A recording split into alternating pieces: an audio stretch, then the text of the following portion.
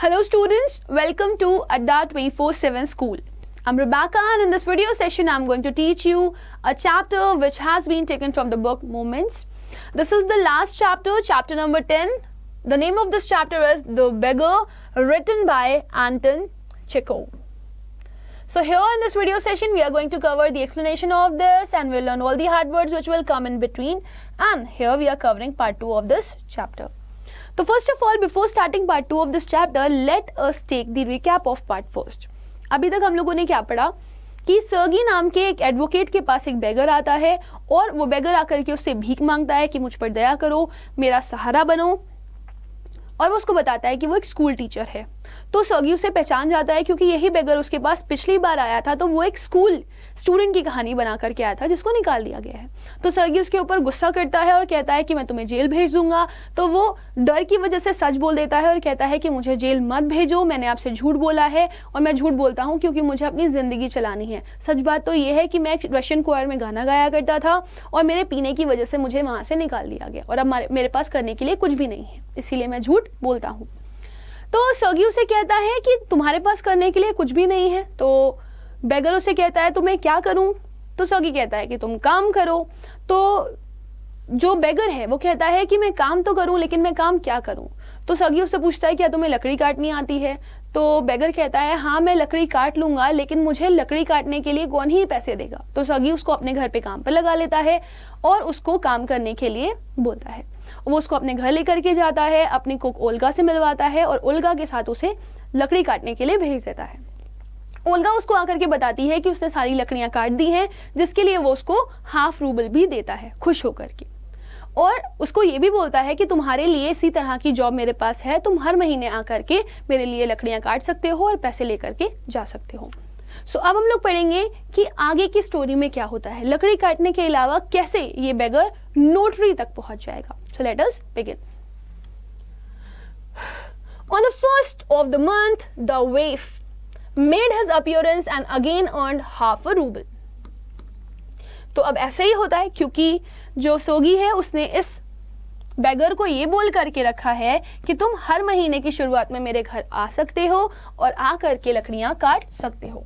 तो वो यही करता है. जब मंथ का पहला दिन होता है तो ये जो होमलेस पर्सन है, कौन होमलेस पर्सन है? ये बेगर. ये अक्सर कहाँ जाया करता था? सोगी के घर आ जाया करता था और उसको ½ रूबल मिल जाते थे. Although he could barely stand on his leg. अभी भी लेकिन उसकी हालत कुछ इसी तरीके की थी कि वो अपने पैरों पर सही से खड़ा नहीं हो पाता था. सो पैरों पर सही से खड़ा क्यों नहीं हो पाता है? इसके पीछे रीज़न है, और रीज़न ये है कि इसने बहुत ज़्यादा पी रखी है, जिसकी वजह से इसके कदम लड़खड़ाते रहते हैं. From that day on, he often appeared in the yard and every time work as found for him. और उस दिन से हमेशा ऐसा ही होता था कि वो आकर के कहाँ खड़ा हो जाता था? सर्गी के घर के आंगन में, और हमेशा उसके लिए कोई ना कोई काम रहता था. Now he would shovel snow. कभी कभी वो क्या कर लिया करता था? जो स्नो थी उसको शावल से हटा दिया करता था, यानी कि साफ कर दिया करता था. Now put the woodshed in order. या फिर वो कभी वुडशेड को ऑर्डर में लगा दिया करता था, यानी कि जो लकड़ियां थी वो बराबर से लगा दिया करता था. Now beat the dust out of the rugs. कभी कभी ऐसा भी होता था कि उसको मैट्रेसेस दे दी जाती थी और बोला जाता था कि इसकी गंदगी को झाड़ दो. दरियां या फिर गद्दे दे दिए जाते थे कि इनकी गंदगी को साफ करो. Every time he received from 20 to 40 कोपेक्स. और अक्सर उसे कितने कोपेक्स मिल जाया करते थे? 20 से 40 कोपेक्स तक इसके काम के लिए. And once even a pair of old trousers was sent out to him. और सिर्फ काम ही नहीं, एक बार तो सर्गी ने इस आदमी को अपने ट्राउजर्स भी दिए एज अ गिफ्ट कि तुम इसको ले जाओ और इसको पहन लो, तुम फटे चिथड़े कपड़े मत पहना करो. When Sergei moved into another house, he hired him to help in the packing and hauling of the furniture. अब एक दिन जो सर्गी था वो क्या कर रहा था? वो अपने रूम को शिफ्ट कर रहा था, अपने घर को शिफ्ट कर रहा था. तो जब सर्गी अपने घर को शिफ्ट कर रहा होता है तो वो उसको काम पर लगा लेता है. उसे बोलता है कि चलो तुम एक काम करो, तुम मेरे घर के सामान की पैकिंग करो और मेरे फर्नीचर को इधर से उधर शिफ्ट करवाने में मदद करो. This time the वेफ, the homeless wanderer, was sober, gloomy and silent. लेकिन जब सर्गी ने इस बेगर को अपने घर काम पर बुलाया तो आज ये पहला दिन था जब सर्गी कुछ डिफरेंट दिखाई दे रहा था, कुछ अलग दिखाई दे रहा था। वो बहुत ही डिसेंट था, वो थोड़ा सा दुखी भी दिखाई दे रहा था, सैड दिखाई दे रहा था, और वो शांत था। उसके बिहेवियर में एक चेंज आया था। आज उसने ड्रिंक नहीं किया था, आज उसने शराब नहीं पी थी, और वो बहुत ही शांत स्वभाव से खड़ा हुआ था। He hardly touched the furniture, उसने फर्नीचर को नहीं छुआ, मुश्किल से ही छुआ होगा, बहुत हल्का फुल्का उसने मूवमेंट किया होगा। And walked behind the wagons hanging his head, और उनके पीछे पीछे चल दिया जो कि सामान को उठाए हुए थे अपने सरों पर।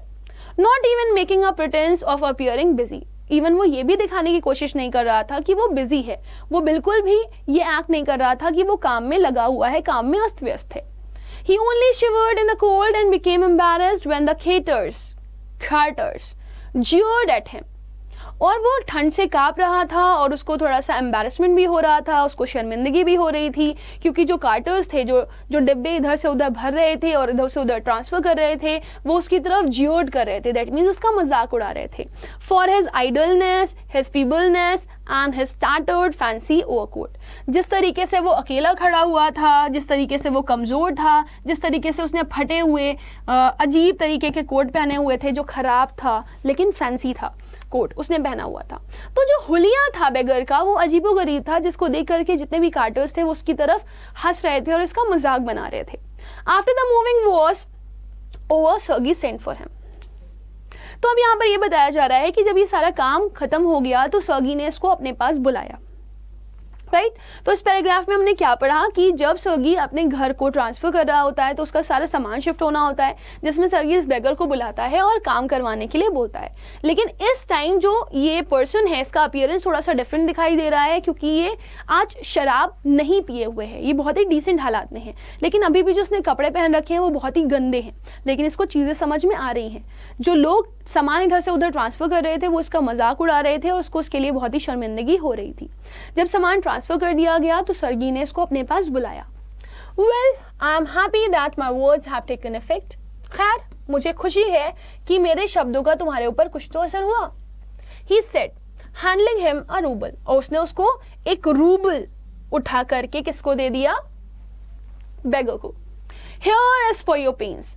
फॉर योर पेन्स का मतलब क्या है? तुम्हारे जितने भी हार्डवर्क हैं, तुमने जितनी भी मेहनत करी, जितना भी एफर्ट डाला, ये पैसे उसके लिए हैं।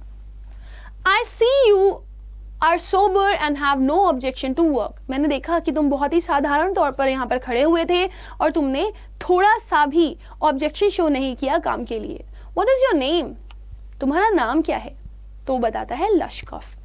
यानी कि आज इतना समय हो गया, सर्गी को इस बेगर का नाम नहीं पता था, लेकिन आज जब सर्गी ने इसको देखा कि ये ठीक ठाक हालात में है और ये अपने कॉन्शियस स्टेज में है और इससे कुछ भी पूछा जा सकता है, तो तब सर्गी से इसका नाम पूछता है। तो ये अपना नाम बताता है कि मेरा नाम लश्कफ है। Well Lushkoff, I can now offer you some other cleaner employment, can you write? तो सर्गी से बोलता है, खैर लश्कफ, मुझे एक बात बताओ, मैं तुम्हें एक और नौकरी देना चाहता हूँ, थोड़ी सी बेटर। मैं तुम्हें कोई मीनियल वर्क नहीं देना चाहता, सामान इधर से उधर ट्रांसफर करने वाला या लकड़ियाँ कटवाने वाला, मैं ऐसा काम तुमसे नहीं करवाना चाहता। मैं तुमसे बस ये पूछना चाहता हूँ, क्या तुम्हें लिखना आता है? I can, then take this letter to a friend of mine tomorrow and you will be given some copping to do. तो यहाँ पर लश्कफ रिप्लाई करता है, हाँ मुझे आता है। तो सर्गी उससे कहता है, ठीक है, फिर ये जो लेटर है मैं तुम्हें दे रहा हूँ, इसको ले जाकर के मेरे दोस्त को दे देना और तुम्हें कल तक एक नया काम मिल जाएगा कॉपी करने का। मेहनत करना, डोंट ड्रिंक, शराब मत पीना, and remember what I have said to you, goodbye, और याद रखना जो भी मैंने तुमसे कहा है। अब मैं चलता हूँ, bye bye. Please at having put a man on the right path, क्योंकि सर्गी बहुत ज़्यादा खुश है, क्योंकि अब ये जो आदमी है लश्कफ, जो कि बेगर था, वो अब अपने रास्ते पर आ गया है, सही इंसान बन चुका है। अब वो ड्रिंक नहीं कर रहा और काम को सिंसियरली कर रहा है, तो वो बहुत ही ज़्यादा खुश है इससे, और खुशी की वजह से वो उसकी कंधे को थपथपाता है। Sergei tapped Lushkoff kindly on the shoulder and even gave him his hand at parting. वो उसके कंधे को टैप भी करता है और अपना हाथ भी आगे बढ़ाता है ताकि वो उससे हाथ मिला सके। दैट मीन्स अब वो उसको एक खराब इंसान, एक बैड इंसान नहीं समझ रहा, अब वो उसको एक अच्छा इंसान समझता है, इस लायक जिससे वो हाथ मिला सके और जिसको वो पैट कर सके। Lushkoff took the letter and from that day forth came no more to the yard for work. लश्कफ ने वो लेटर अपने हाथ में लिया और उस दिन के बाद वो वहां पर काम करने के लिए नहीं आया. 2 years went by. 2 साल गुजर गए. Then one evening, as Sergei was standing at the ticket window of a theater, paying for his seat, he noticed a little man beside him with a coat collar of curly fur and a worn sealskin cap. तो 2 साल बाद यहाँ पर सर्गी की मुलाकात लश्कफ से होती है. कहाँ होती है? ये लोग टिकट घर में खड़े हुए हैं, टिकट ले रहे हैं. तो जो सोगी था उसने क्या नोटिस किया कि एक छोटा सा आदमी उसके बगल में खड़ा हुआ है जिसने एक कोट कॉलर के कपड़े पहने हुए हैं और उसके ऊपर उसके सर पर जो कैप है वो सील स्किन कैप है.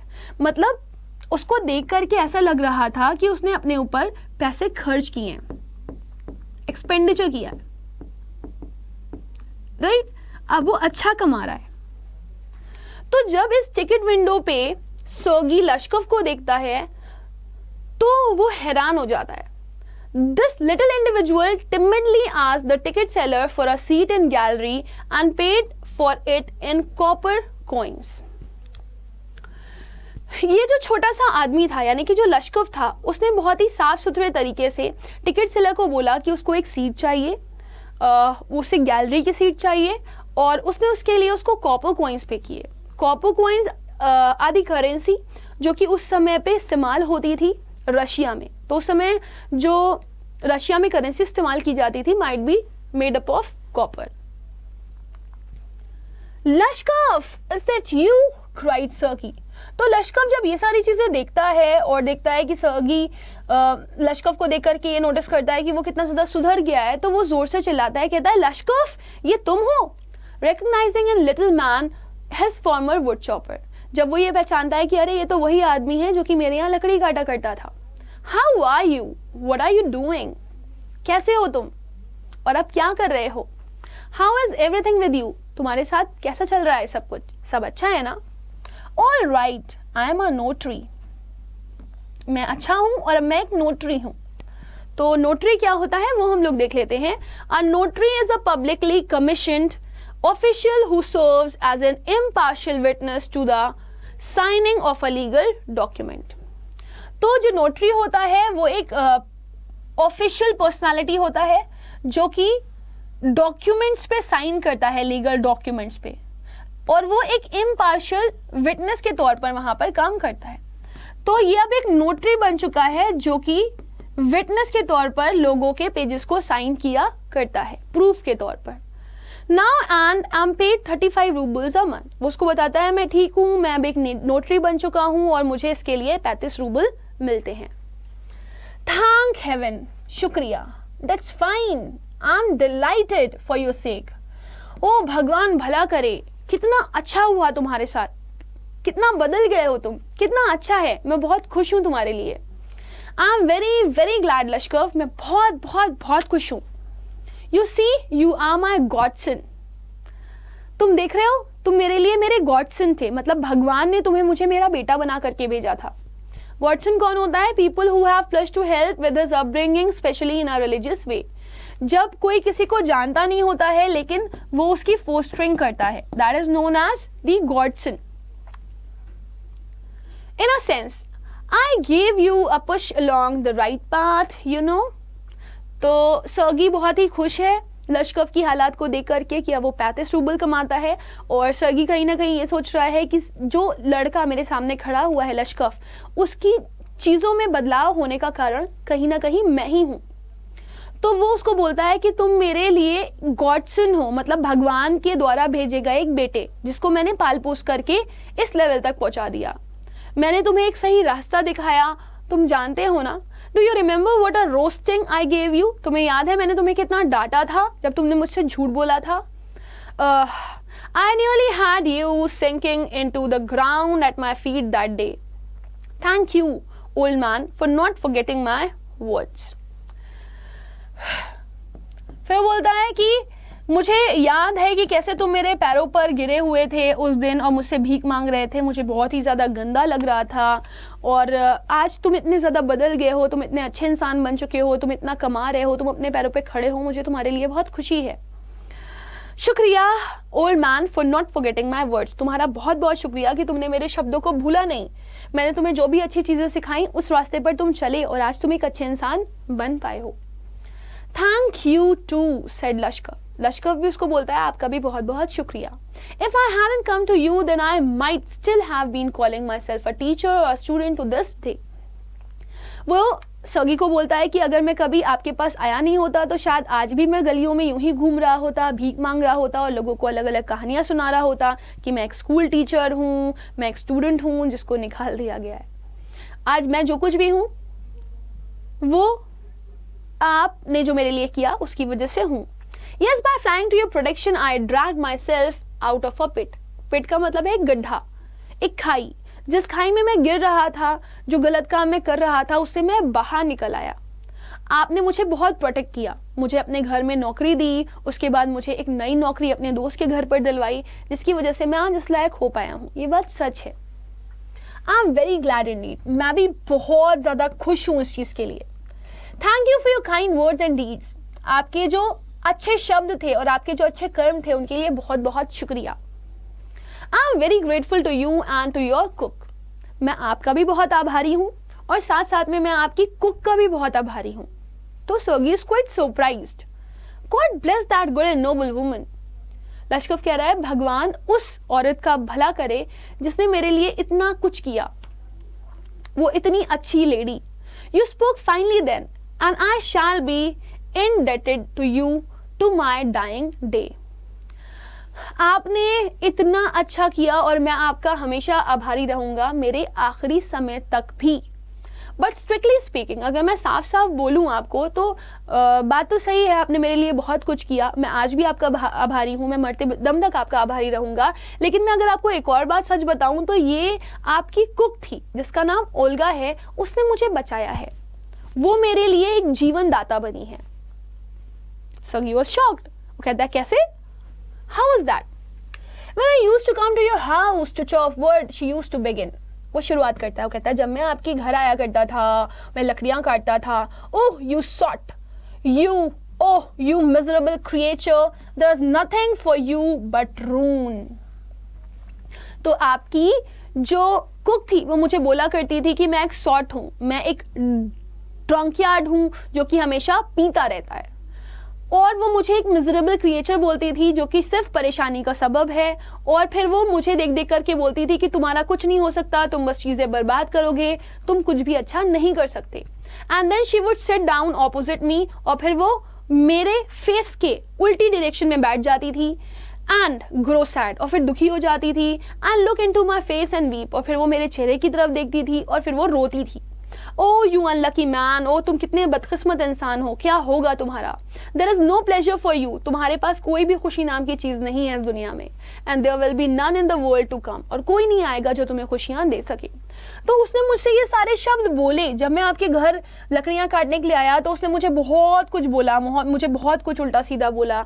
उसने मुझे बोला कि मैं बहुत ज़्यादा पीता हूँ, मेरा कुछ भी अच्छा नहीं हो सकता, मेरे साथ कोई भी अच्छा नहीं कर सकता क्योंकि मैं इस लायक ही नहीं हूँ। और वो मेरी पिटी कंडीशन को देख करके रोती भी बहुत थी।